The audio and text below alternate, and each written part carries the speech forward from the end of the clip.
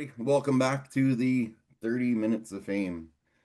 Today I'm joined by another very talented singer, songwriter, performer that I just happened to cross paths with. I don't know how, I don't remember what page, but the song popped up. I had to listen to the words and I was like, wow, that's me and my girlfriend were listening. And then there was another amazing song, and I'm like, okay, let's just have her on the show. So here we go. This is Melody G from PEI. Hi. Thanks Welcome for to having my me show. on. Thanks for having me on. This is awesome. Great to meet you. I think it was the online kitchen part, Nova Scotia online kitchen party. Yes, I and posted my video in there. I found that page from Jane Hall, who was she posts a lot of videos on there just singing and just raw, pure stuff. And I mean, there's so much AI and just so many effects and stuff, but it was just sounding real and raw, and then I like the words. So, how long you been singing? How did you get into when was the first time you put your first song online? If it was one of those, let's just start. Well, that was actually my debut single. Wow. I just finally started chasing this dream now that my kids are grown. But as far as how long have I been singing? Let's see. I remember when I was about 10 years old finding an old cassette in a box under the stairs. And it was a recording my daddy had made of me at like 3 years old, singing Twinkle, Twinkle, Little Star. I could barely remember the word. So I guess you could say I've been singing all my whole life. I love it. Do you still have that cassette or no? It did get recorded over when I was a teen because I didn't think anything of it.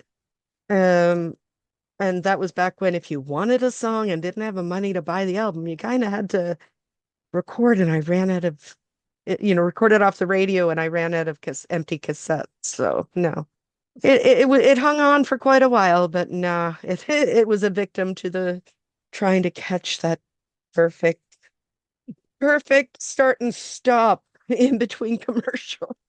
Oh, I remember those days waiting for the DJ to stop talking so you could record your songs. Yeah. And yeah, it's funny. My daughter's almost 12, and I showed her. I found an old cassette tape one night, and I showed her, Mm. and I put a pencil down next to it, and I'm like, "You don't know the pain of these two items that we had to go through. Oh, You have it yeah. so easy when that thing came out, and you're trying to rewind it with the pencil." Yeah, especially if it was a cassette you couldn't get anymore. Yeah. Here on PEI, that was a regular thing. If it wasn't popular, if you didn't have Columbia House, forget it.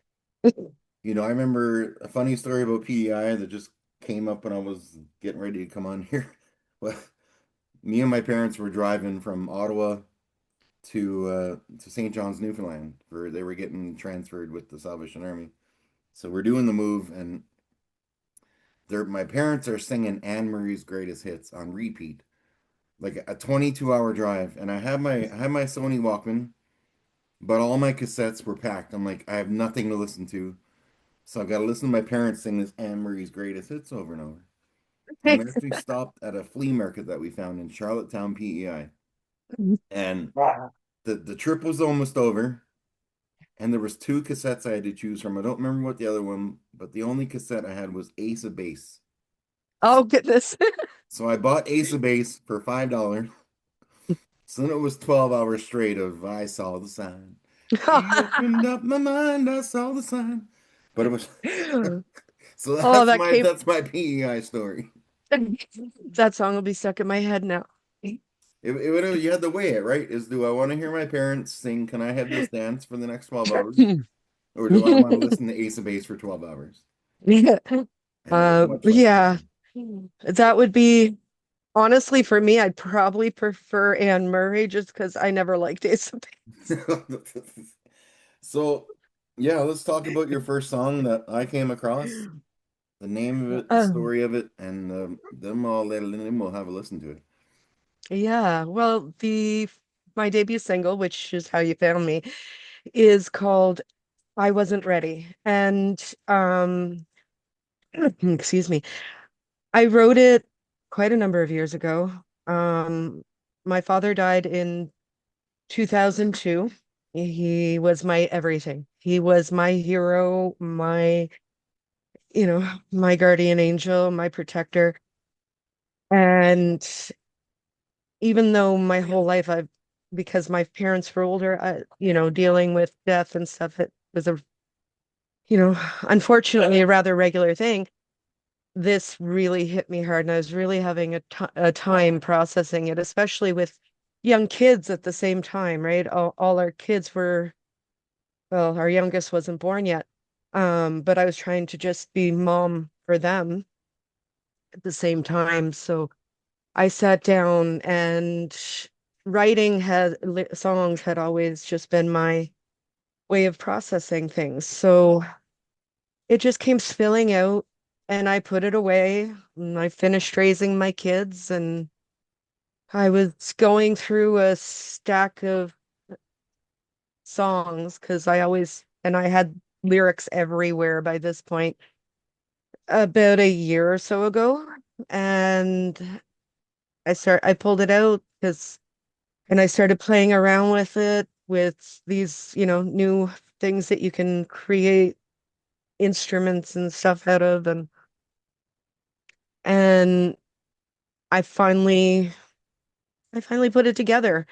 And like I said, our kids are all grown now. It's just me and my husband, although one of our boys sticks around close to home. Um, and my husband's like, you need to go for it. You need to finally let people hear these songs, let people hear your voice. And so I'm like, what the heck? I got nothing to lose. Mm. And so I registered with SOCAN and put it all together. I got friends of mine, like I'm friends with Dennis Ellsworth and Tim Archer and a couple of other fairly known local musicians. And I've been friends with Dennis since we were kids. And I said to him, what do you use? Because he's internationally known. I said, what do you use to distribute your music? The stuff that's not hard copy. And he's, well, I use DistroKid. Well, I took a chance, spent money we didn't have, and signed up. And I released it on the anniversary of my daddy's death Wow. so that I'd have a happy memory on that day. And, I don't care if I make a bunch of money out of my music getting out there or not. I just wanted to help people. I grew up with songs that really meant something, Mm. music that was stories of real life. And if my music helps one person get through one of the toughest times in their lives, the loss of a parent or the loss of anybody that's really that close, then I'm happy. That's all I really.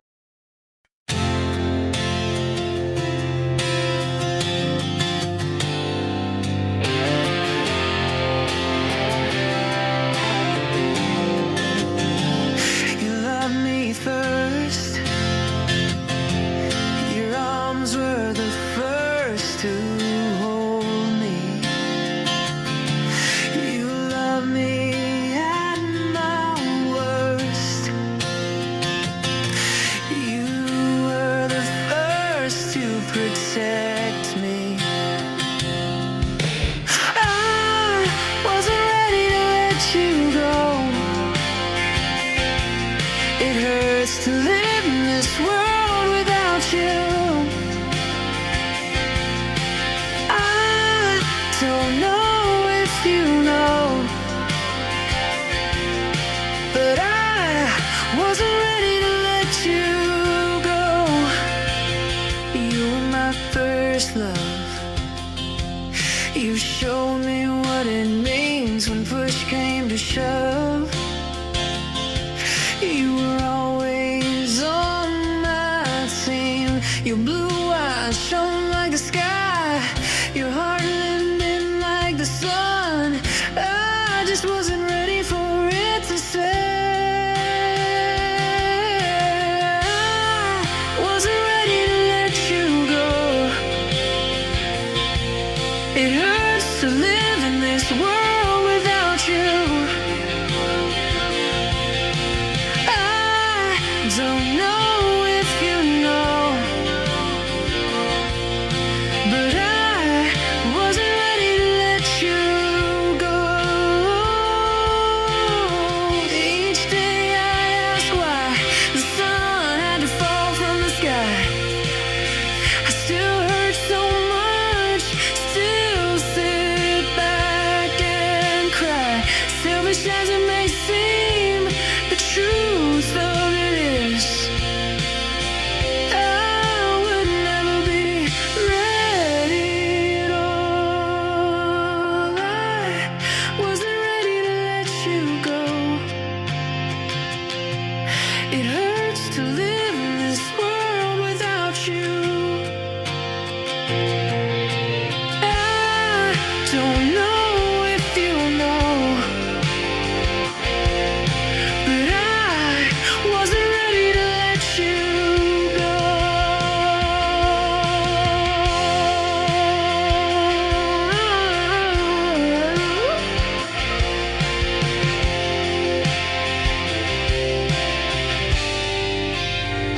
You loved me first. Your arms were the first to hold me. You loved me at my worst. You were the first to protect me. I wasn't ready to let you go. It hurts to live in this world without you. I don't know if you know,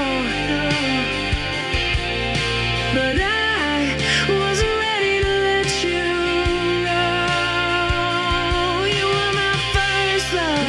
Wasn't ready to let you show me what it means. It hurts to live in this world without you. I don't know if you know. I don't know if you know, but I wasn't ready to let you go. Each day I ask why the sun had to fall from the sky. I still hurt so much, still sit back and cry. Selfish as it might seem, the truth of it is I would never be ready at all. I wasn't ready to let you go. It hurts to live in this world without you.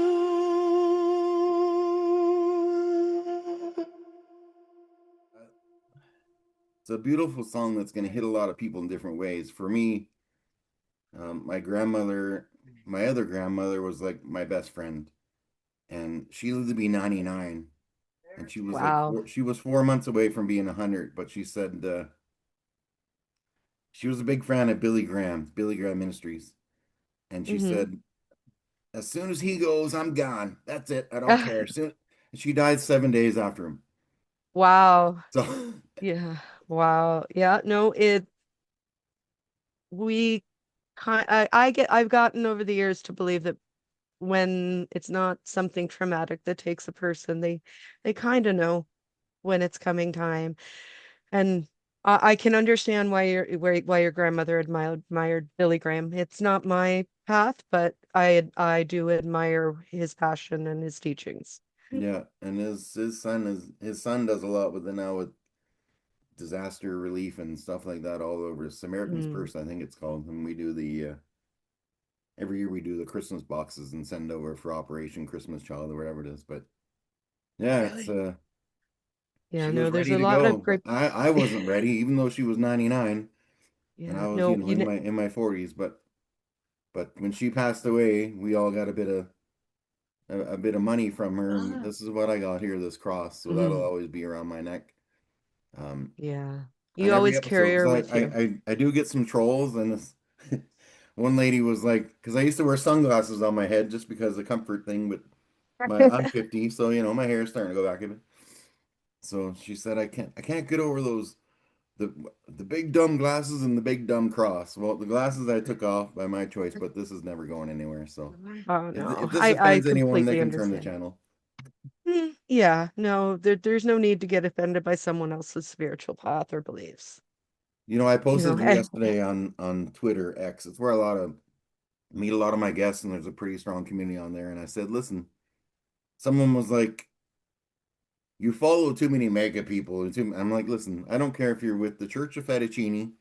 I don't care what's in your pants. I don't care who you sleep with. Right? right? I've had atheists on here. I don't care. They're singers. They got stories. I'll never try and push my Mm, feelings on anybody. well, And that's the way, what I love that's the about best way to be. it shows for Well, everybody. yeah, it's the best way to be. You know, people are people. It doesn't matter. You know, you can blame it on, oh, my parents, I was brought up this way or that way. My parents were both, I found out as an adult, both my parents were prejudiced, but they never pushed it on me. I grew up accepting people because of who they are, not anything else. And that's the way I hope I brought my kids up to be, because that's the way people should be. Uh, one of the things my daddy taught me is, he was the kind of person, because maybe it's because of how he grew up, being born in 1928, Hmm. the one of 15 kids, the son of a poor fisherman in a town that didn't get electricity till the 1940s, Wow. you know. He because he was born and raised in Surrey. Uh, but regardless, or maybe it's because of his years in the army or whatever, regardless, he taught me to, if someone else needs something, even if it's the only shirt you own, to help them be a little warmer, give it to them because you can always find something else. It Wow. means they're worse off than you. There's always someone worse off than you, and they're nobody's any better than anyone else. So there's no reason to treat anyone without kindness until they cross you. So what do your kids think of you going for this music decision at the in the They're very, very supportive. Everybody, my remaining family, my cousins that have heard my music, my kids, my husband, they're they're proud of me for going for it. They're amazed by the songs they did. My husband keeps telling me he didn't realize I had all this, and it's like, well, it's just I had other priorities. It's I was chasing my other dream, which was having a family. And so it's nice to have that support. You know, now it's the first song I less, and listened I to never was expected it. the first the first song I listened to had beautiful lyrics, and then without you even knowing my story or about this podcast, the second song just hit me like a ton of bricks. So let's have a chat about that. That song was probably 30 years in the making or more. Um, it I knew it was brewing. I knew the story had to get out somehow. I suffered a lot of trauma growing up. Uh, like I mentioned earlier, I had a narcissistic mother. Um, and the bruises that kind of person can leave are certainly not physical, Hmm. but they last a long time. But I also suffered sexual abuse at the hands of three of my cousins from the time I was 3 till I was 8. And, I hid it. I hid it well. My father born in 1928, my mother in 1940. I was brought up in a household that, you just deal with your stuff. You don't, nobody needs to know what goes on behind closed doors. And it was also a time in society where you didn't talk about that stuff, right? So I had no one to reach out to say, is this normal? I had no way to it. And then, but anyway, I survived. Not that I don't have scars, trust me. I still have scars. I still have nightmares. I still have days where I have to tell my husband, I can't handle it today. I still have to sit with my back to a wall if I'm in a public place. Mm. Um, I can't even walk outside my driveway after dark without panicking. I I found words for it, CPSD, CPTSD, as I got older. But this is the second incarnation of this song. The first one is a lot more in your face, and I decided it was a little too harsh and too graphic, so I reworked it. Um, but it's a story of not just going through that, not just having all these monsters in the background. It's the story of how, despite not feeling I can turn to anyone, never feeling like, the talk therapy and all that's, victim services stuff ever really worked for me. I did finally get the courage at 14 to take my abusers to court, Mm. take them to task, say, no, this wasn't right. You had no right to do that to my body, and the government, the law says that you can't. So at 14, I finally said something to someone who said something to someone else, and then I was asked and I was brought up not to lie. So I said, yeah, this is what happened, and it just snowballed from there. I went through all the torture of the court system, which they really kind of gotta review even now. And I took them to test. But anyway, I got through that. I survived the teenage years. I found my escape in music. I found my way to get through life, and I've managed to have a successful marriage, managed to raise kids without totally messing them up. We all, you know, I had my times where I was stuff in my face to deal with stuff. I'm an emotional eater as a result of everything. Um, but I got through it. I came to that point in my life where I said, no more. It's not gonna happen. Um, you're not gonna take any more of my life away. It's like in the chorus of the song, it says, after today I own my name. After today I drop the shame. After today, you know, I carry your scars, but anyway, I'm getting all muddled here, but after today, you don't get to take my life away. Mm. That's the Phoenix Rising moment of that song. And that was the point in my life where I said, I'm not gonna let you hold me back anymore. None of this is gonna completely destroy my life. You've taken enough.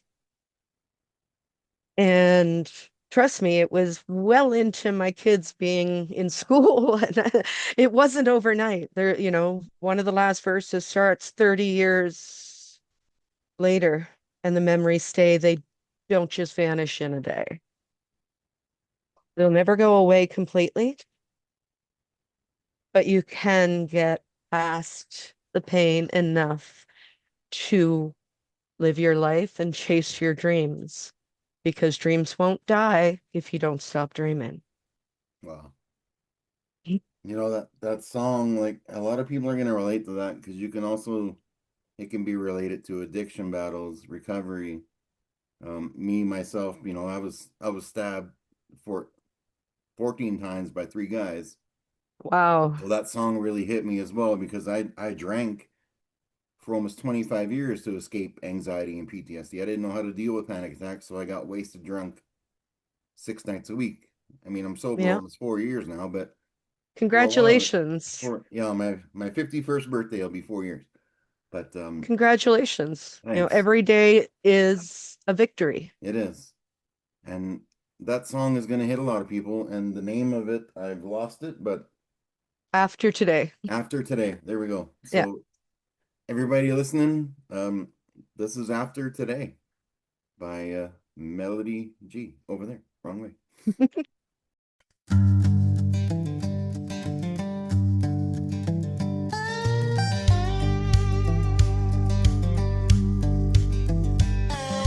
Three years old and a borrowed Cartoons humming through the gloom. Babysitter says you'll be fine, but finding what you left behind. Learn too young what fear can do. Learn what silence turns into. Little hands and a heavy heart. That's where the climb began to start. 8 years old with a radio song, smiling like nothing was wrong. Family faces, Christmas lights, walls that couldn't hold me back. Carried secrets far too long. Blamed yourself for someone's wrong, but blame don't belong to a child, and truth don't die. It waits a while. 14 years and she drew the line, spoke the truth and called it crime. Shook the dust off, shaking round, turned her whisper into sound. Left to the day, I own my name. Left to the day, I drop the day. Left to the day, I stand and say, you don't get to take my life away. Left to the day, I choose my road. I carry scars, but not your load. And after the day,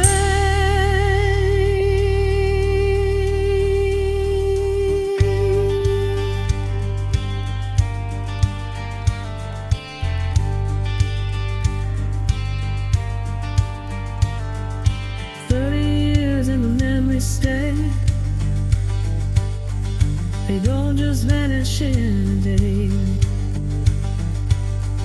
The pain ain't the boss of me, and trauma don't get custody. I built a life with steady hands, climb my hills and make my stand. What was meant to break my soul,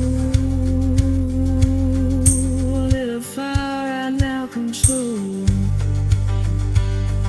It's never too late to say their name, never too late to break that chain, never too late to stand up tall and tell the truth through it all.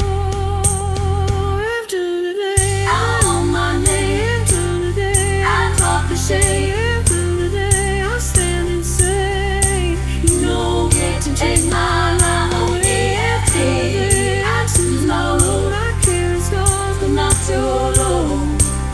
After the day,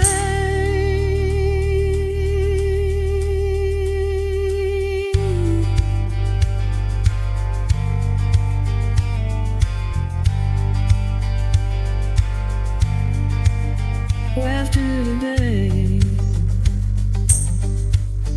the shame ain't mine. After the day, this life is mine. So that was After Today. And you know what? I hope somebody watching this after today will, if they're going through stuff, they'll reach out. Um, reach out to anyone. If you don't have, if you feel like you don't have anyone, go on X or go on Facebook or TikTok and search hashtags. That's what I do to meet guests. I go on and search recovery, hashtag sober, hashtag weight loss, and You know what? If there's there's so much help anybody, out there now. yeah, and you know what? If there's somebody out there, I think I have my message settings on my Facebook. I know I have it on my Instagram. You need someone to reach out to. My Melody Gypsy Facebook and Instagram, the messages and everything, I access them on my phone. If you need someone to reach out to for anything that I've been through, just to say, hey, I need to feel like someone understands me, feel free. I want to be there for the people that need me.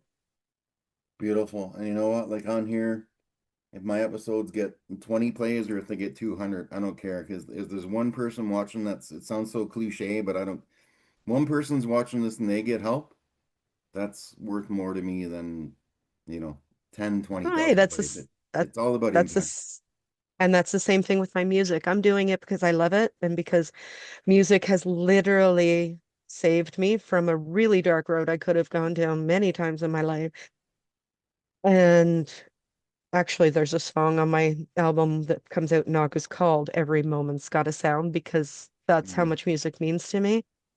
So yeah, if one person or, 1,000 people are helped by it, amazing. But if one person's helped, that's enough for me You with know, it's how any I of my find music. most of my music guests that I've come across here have been like 1, 2 o'clock in the morning. If I can't sleep, if I feel a bit of anxiety, I'll go on TikTok and just start scrolling the independent artist section. And then something will hit me, and I'm like, oh, you want to come on my show? Let's chat. And it's how I find all my guests at 2 o'clock in the morning. I don't message them at 2 o'clock in the morning because I'm a 50-year-old creepy guy. You don't want to be seen like creepy guy in the middle of the night. So I usually I'd wait till the probably next just be day. get I'd probably just be getting up with the time difference. Mm, beautiful. So everybody watching, I'm going to put all your links in the description. Go check out Melody's music, and maybe when your full album comes out, we can do a follow-up episode. I'd Yeah. love to Well, stay in touch with you. it's set for release on August 6th, my 29th wedding anniversary. Beautiful. I've got one more question for you. It's how I Yeah, end all my shows, which I kind of forewarned you about, but just a I'm an little open silliness. book. So, small town in PEI, you might have an advantage. I don't know. But I do have one more question actually. Do they still have the potato festival there? Well, they do have a convention at the Eastlink Center. I don't remember if I don't remember if there's an official festival. I don't pay that much attention to I it remember anymore. seeing a potato festival when I drove by when I was 12, and I'm like, wow, that's pretty If amazing. it was in August, it was probably our exhibition. Was that the that's our big thing. And then there's the Lobster Festival in Summerside. Oh, Those there are was that big summer song, things. Lester the Lobster from PEI. I remember that from my Yes. childhood. Stompin' Tom, yep. Stompin' Tom Connors, Leslie's Lobster from BEI, or Marco's Got the Cargo, Oh, I love that song too. Spud the Bud. Yep. They actually have a museum to them up on the west end. I'm on the other end. Yeah. I'm closer to like the Rolla Bay Fiddle Festival and all that. So, they have the Bluegrass Festival.